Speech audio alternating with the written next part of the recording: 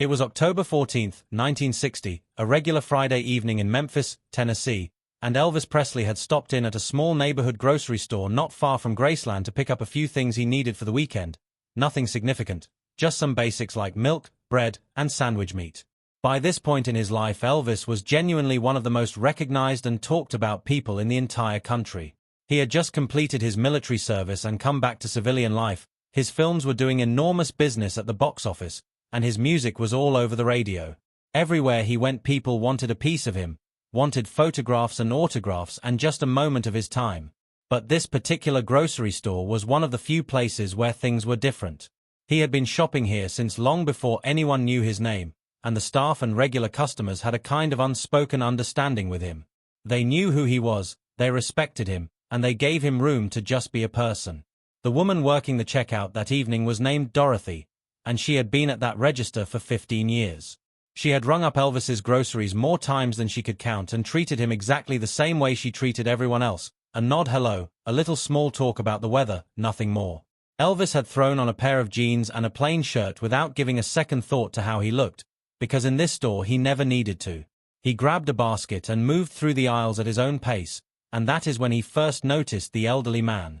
The man was making his way slowly through the store with the help of a single cane, and his left trouser leg was folded and pinned up at the point where his leg ended below the knee. He was wearing a button-up shirt that was old but clearly well cared for, and on his chest he wore a small pin of the kind that veterans carried. Elvis could not make out the specific details of it from where he was standing, but he knew immediately what it meant. He continued his own shopping but found himself noticing the old man at different points throughout the store. The man would pick up an item, look at the price printed on it, and then either place it carefully into his basket or set it back on the shelf. There was a slow, deliberate quality to the way he moved through each decision, like nothing was casual or automatic, like every single item required genuine consideration. When Elvis finished and made his way to the checkout, there was only one lane open and the elderly veteran was already there, unloading his basket onto the counter. Elvis got in line behind him and waited. Dorothy greeted the man by name, calling him Mr. Peterson, and asked how he was doing. Mr. Peterson said he could not complain, though his voice had the kind of tiredness in it that suggested he probably had reasons to if he chose to bring them up. He said his body was not quite what it used to be but that he was still there, and Dorothy told him that was the spirit and began scanning his items. Elvis watched the groceries move across the counter one by one. A loaf of bread, a small container of milk, a can of soup, another can of soup, a package of butter, some eggs. It was the kind of shopping list that told a story on its own, nothing extra, nothing enjoyable, just the basic things a person needed to get through the week. When Dorothy finished scanning everything, she told Mr. Peterson his total came to $4.35. The old man reached into his pocket and drew out a small snap-close change purse. He opened it and began laying coins out on the counter, starting with pennies and arranging them in small careful piles, then moving on to nickels and dimes. His hands trembled slightly as he worked, and Elvis could not tell whether it was age or nervousness causing it. Dorothy waited without rushing him or making him feel hurried. It was clear to Elvis just from watching her that this was not the first time she had stood at that register while Mr. Peterson counted out coins to pay for his food. The old man moved his lips quietly as he added the totals up. He reached $3.80, then $3.90, then $4, and kept going. $4.10. $4.15, $4.20. And then he stopped. He counted again from the beginning. He checked his change purse one more time, turning it completely inside out to make absolutely sure there was nothing left. There was nothing left. He said quietly and without any drama that he was 15 cents short. Dorothy told him right away not to worry about it and that it was perfectly fine. But Mr. Peterson straightened up slightly and said in a voice that carried real pride that he did not take charity and that he would just put something back. He looked at the small collection of groceries on the counter, his hand moving first toward the eggs and then settling on one of the 2 cans of soup. He said 1 can would be enough. Elvis had been watching and taking in every detail of this quietly, the veteran's pin, the missing leg, the pride in the man's voice when he said he did not accept charity, and then that moment of resignation when his hand reached for the soup can because his budget required it. Elvis leaned forward and touched Dorothy's arm gently. When she looked at him, he gave a small shake of his head and mouthed the words, "I'll pay." Dorothy's eyes widened just slightly, but she kept her composure completely and gave Elvis the smallest nod to let him know she understood. Then she turned back to Mr. Peterson and told him that she had just remembered there was a special running on soup that day, a buy one get one deal, so the second can was not going to be counted, which meant he actually had a 15-cent credit on his total. She suggested he might want to go pick out something else with it, maybe some coffee, since she knew he liked coffee. Mr. Peterson looked at her with a mixture of suspicion and cautious hope and asked when that sale had started. Dorothy told him it had just begun, and she looked him directly in the eye when she said it. The old man's shoulders came down just a little from where tension had been holding them, and he said that if there was a genuine sale he supposed he could use some coffee, since he had been without any for several weeks. Dorothy told him to go on and get it and that she would wait right there. Mr. Peterson turned and made his slow way back into the store, his cane making a steady sound against the floor with each step. The moment he was out of earshot, Elvis moved up to the counter and asked Dorothy quietly how much the whole bill came to, including the coffee. She said it would probably come to around $5 with the coffee added. Elvis opened his wallet, took out a $20 bill, and handed it to her. He told her to ring his own items up separately, and that when it came to Mr. Peterson's groceries, she should give him the bag and hand him back whatever change made sense from the $20, after telling him the sale had worked out better than expected or that she had miscalculated, whatever explanation felt natural. Then he told her something else. He said to fill the man's bag properly. He said whatever a person needed for a solid week of real meals, she should add it to his bill. Dorothy looked at Elvis and her eyes filled up with tears. She told him he was a good man. Elvis shook his head and nodded in the direction Mr. Peterson had gone and said that Mr. Peterson was the good man, that he had served his country, and that what Elvis was doing was nothing at all compared to what that man had given. Mr. Peterson came back a few minutes later with a small can of coffee and set it on the counter.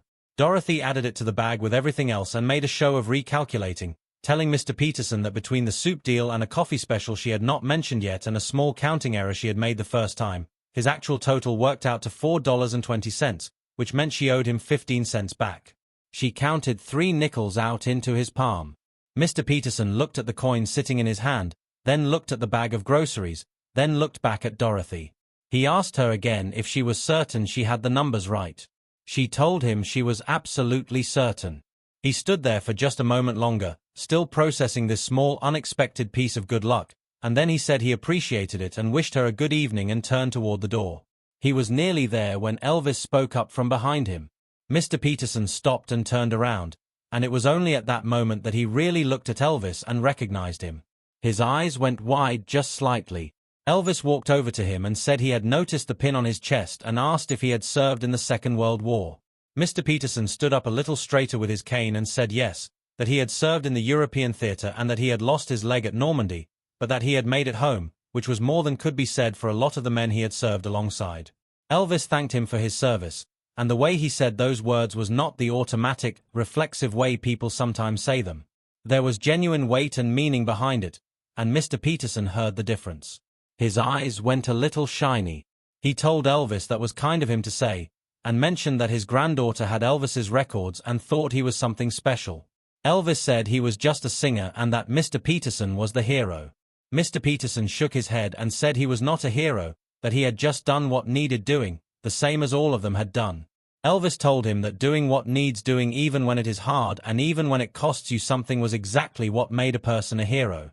The old man looked down at the place where his leg ended and then back up at Elvis, and he said it had cost a lot of them something, but that they had been fighting for something that was worth it. Elvis told him that people like himself got to live free because of people like Mr. Peterson, and then he mentioned that he had actually just come out of the army himself, that he had finished 2 years of service in Germany just a few months earlier.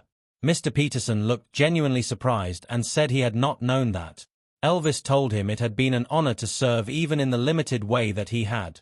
Mr. Peterson smiled then, a real and full smile that changed his whole face, and said that meant Elvis understood what it meant to put something larger than yourself ahead of your own comfort.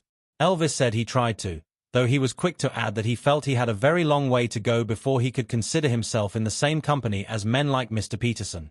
They talked for a few more minutes, 2 men who had both worn a uniform and who shared that particular common ground, and then Mr. Peterson said he needed to get his groceries home before things started to warm up. Elvis walked him to the door and then returned to the checkout where Dorothy had been ringing up his own items. But she had added things to the pile that Elvis had not selected himself, packages of meat, vegetables, bread, more soup, coffee, the kinds of things that made up a proper week of eating. She said with a small smile that Mr. Peterson seemed to have forgotten a few things and that she imagined he would be back for them the following day, and she suggested that since Elvis lived in that general direction he might not mind dropping them off on his way. Elvis caught her meaning immediately and said he would be glad to, since you could not have a man go without his groceries. The final total was considerably more than Elvis's original basket would have come to, and he paid it without a word or a moment's hesitation. As he was gathering the bags to leave, Dorothy called out to him. She told him that after 15 years working in retail she had seen every kind of person there was, wealthy and struggling, well-known and completely ordinary, and that in all that time she had come to understand that what made a person genuinely good had nothing to do with how much money they had or how many people recognized their face. She said it came down to what they did when they thought nobody was paying attention. Elvis smiled slightly and pointed out that she had been watching the whole time. Dorothy said that was true, but that he had not known she was watching when he first made the decision to pay, and that he had done it simply because it was right and for no other reason. After Elvis walked out, Dorothy turned to the next customer in line, a woman who had been standing there long enough to witness everything that had taken place. The woman had tears running down her face and apologized for it, saying she felt like she was being foolish, but that what she had just seen was one of the most genuinely moving things she had witnessed in a very long time. Dorothy agreed with her that it had been something special. The woman opened her purse and took out a $5 bill and said she wanted it put toward Mr. Peterson's groceries the next time he came in, because if a young man with Elvis's kind of resources could be that quietly generous, the least she could do was add something herself. Another customer who had been nearby stepped forward and said to put him down for $5 as well. By the time that store closed its doors that night, Dorothy had quietly collected nearly $50 from various customers who had watched what Elvis had done and felt moved to do something themselves in response to it. She used it to start an informal fund for Mr. Peterson and a small number of other regular customers she knew were having a hard time making their money stretch far enough. Elvis never found out that his actions that evening had set any of that in motion. He never told a single person about paying for Mr. Peterson's groceries.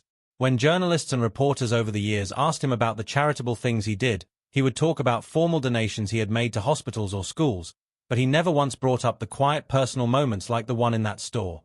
The people who had been there that evening, however, never forgot it. They carried the story home with them and shared it with their families and their friends, and it moved through that neighborhood not as gossip but as something closer to a reminder of what ordinary decency looked like when it showed up without any fanfare. Mr. Peterson himself never learned the truth of what had happened that night. He believed in the soup sale and the coffee special and the fortunate recalculation, and he went home believing he had caught a small and welcome piece of good luck. And perhaps the most quietly respectful part of everything Elvis did that evening was exactly that, making sure the old veteran never had to feel like he had accepted charity.